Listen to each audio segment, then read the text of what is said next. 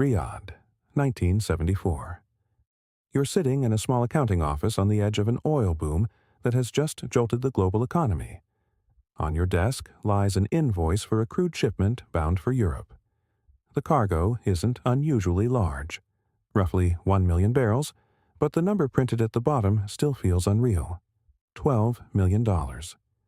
Just a year earlier, the same shipment would have cost closer to $3 million. In 1972, oil traded near $3 per barrel.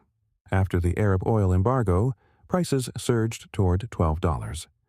The fuel your entire continent depends on has suddenly quadrupled in value. You prepare the transfer order the way you always have. The company has the money. Revenues are stable. Credit lines are intact. Routine. But when the confirmation returns from your bank, something is wrong. The payment hasn't cleared. Not delayed, not questioned, blocked. Minutes later, the explanation arrives. The shipment must be settled in U.S. dollars, not pounds, not francs, not marks. Until the dollars arrive, the oil stays in the terminal. On the surface, it looks like a billing rule. But 3 years earlier, in 1971, the United States severed the dollar's link to gold. The monetary anchor of the post-war system vanished. Without sustained global demand, the dollar's influence could gradually weaken. Outside this office, the world burns nearly 56 million barrels of oil every day. If oil is priced in dollars, countries that need energy must first obtain dollars. Not by preference, by necessity. Which means any nation that runs on imported fuel is tied to this system. And that shift began with U.S.-Saudi negotiations in the mid-1970s. The real question is why Saudi Arabia agreed, and what keeps that arrangement holding today. What you just saw in that accounting office wasn't a banking inconvenience. It was the visible edge of a much larger monetary shift. After 1971, the United States had lost gold. The dollar no longer had an automatic anchor, and without a new source of global demand, American financial power could gradually weaken. Energy changed that. In this episode, we'll break down the 4 steps that made the system hold: the oil shock, the move toward dollar pricing, the recycling of oil revenues into Western markets, and the deeper consequence beneath it all. Because this wasn't just about selling crude. It was about rebuilding demand for the dollar. Stage 1. The oil price shock. To understand how this system began forming, you have to start with the shock that changed the scale of everything. October 1973. In response to the Yom Kippur War, several Arab oil producers announce an embargo against countries seen as supporting Israel. Production cuts follow. Tankers move more cautiously. Supply tightens. But the true shock isn't the shortage. It's the price. For years, oil had been one of the most stable commodities in the global economy. Throughout the late 1960s and early 1970s, it hovered around $3 per barrel. Energy was cheap, predictable, quietly embedded in the cost of modern life. Then the equilibrium breaks. Within months, prices surge toward $12 per barrel, 4 times higher. The same wells, the same pipelines, the same ships crossing the same oceans. But the financial weight of every barrel suddenly multiplies. Scale that across the global economy, and the numbers shift dramatically. In 1972, the world spent roughly $80 billion a year on oil. By 1974, the bill is racing past $300 billion. The commodity didn't change. The arithmetic did. Every oil-importing country now feels the pressure at the same moment. Larger energy bills, widening trade deficits, and a growing need for foreign currency to pay for fuel. Governments scramble. Currencies strain. Central banks begin watching their reserves more carefully because energy isn't optional. Factories slow without it. Airlines ground without it. Entire economies tighten without it. Any country dependent on imported energy now faces the same reality. The global oil market has just become vastly more valuable, which means the currency used to settle those transactions is about to matter far more than anyone expected. Stage 2. The dollar settlement shift. Once oil prices explode, another question quietly moves to the center of the system. How will all of this oil be paid for? Because the shock of 1973 didn't just raise prices, it multiplied the scale of global energy trade. What had once been a manageable flow of payments suddenly becomes a river of money, hundreds of billions of dollars, every year, and those transactions need a settlement currency. Historically, oil could be traded in several currencies depending on the contract and the political relationship between buyer and seller. But as the 1970s unfold, a pattern begins to solidify. Major exporters, led by Saudi Arabia, increasingly invoice crude in U.S. dollars, not announced in a single decree, just written into contracts, shipment by shipment, cargo by cargo. The rule becomes simple. If a country wants oil, it must bring dollars. And once that rule spreads through the market, the consequences begin to reshape the system. Importing nations must acquire dollars before they can secure energy. Central banks begin holding larger dollar reserves. Commercial banks expand dollar clearing networks. Global trade starts routing through the same financial channels. Energy demand begins translating directly into dollar demand, which places the issuer of that currency at the center of the world's most essential commodity market. Some countries accumulate leverage, others accumulate dependence. But settlement is only the beginning, because once those dollars start flowing to the exporters, the next question becomes unavoidable. Where do all those dollars go next? Stage 3. Petrodollar recycling. Once oil begins settling in dollars, a new problem quickly appears. The dollars start piling up. Every tanker shipment sends billions of dollars from oil-importing countries to the exporting states. Month after month.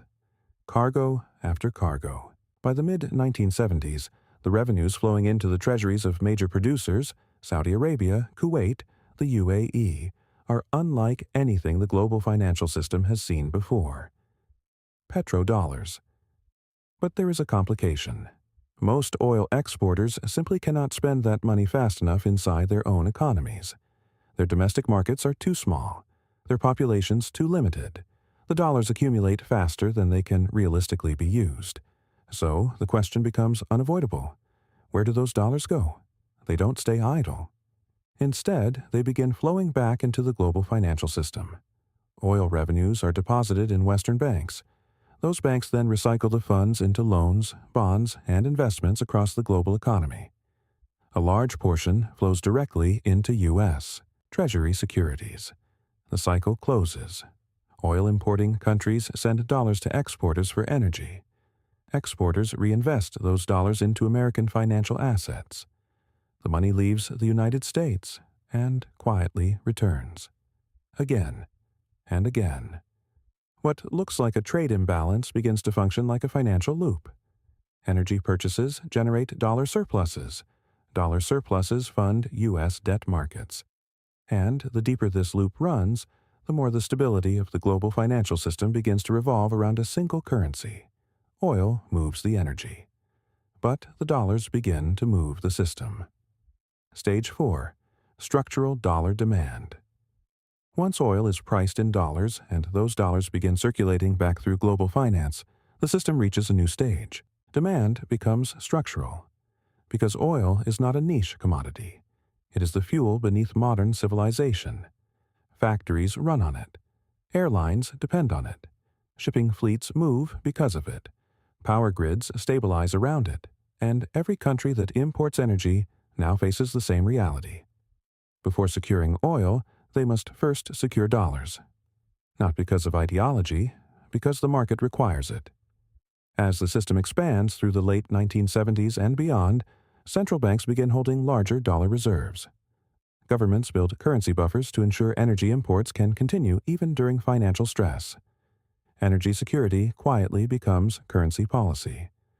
The scale of this demand grows with global consumption. By the early 21st century, the world is burning more than 100 million barrels of oil every day. At modern prices, that represents billions of dollars in transactions moving through energy markets every 24 hours. Every cargo, every refinery, every contract, settled through the same currency, And when the most essential commodity on Earth trades through a single monetary channel, the implications extend far beyond energy markets. Trade routes adapt. Financial markets deepen. Capital flows reorganize. What began as an oil settlement pattern becomes something larger, a structural demand engine for the dollar. Not designed as a global monetary reform, but powerful enough to shape the financial architecture of the entire system. At first glance, the petrodollar system looks like a story about oil. But the deeper mechanism is something else. It's about what replaced gold. For decades after World War II, the dollar's credibility rested on a simple promise. Foreign governments could convert dollars into gold at $35 per ounce. That link anchored the entire monetary system.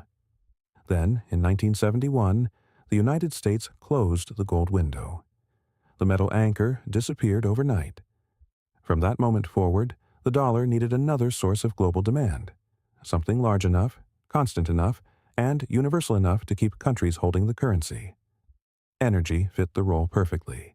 Every industrial economy needs oil. Every transport network burns fuel. Every manufacturing chain depends on it somewhere in the process. So, when oil contracts increasingly settled in dollars, the effect went far beyond commodity trading. Energy demand quietly became currency demand. Not through a formal redesign of the monetary system, through market structure. Gold had once anchored the dollar. Now the anchor was something different. Oil flows. And as long as those flows moved through dollar settlement channels, the currency retained a structural advantage inside the global financial system. Which means the true story of the petrodollar system was never just about energy. It was about how a currency rebuilt its foundation after losing gold. Systems like this don't announce themselves. They accumulate, barrel by barrel, cargo by cargo, year after year. In the early 1970s, the world consumed roughly 56 million barrels of oil per day. That number keeps rising as industrialization spreads across Asia, the Middle East, and Latin America.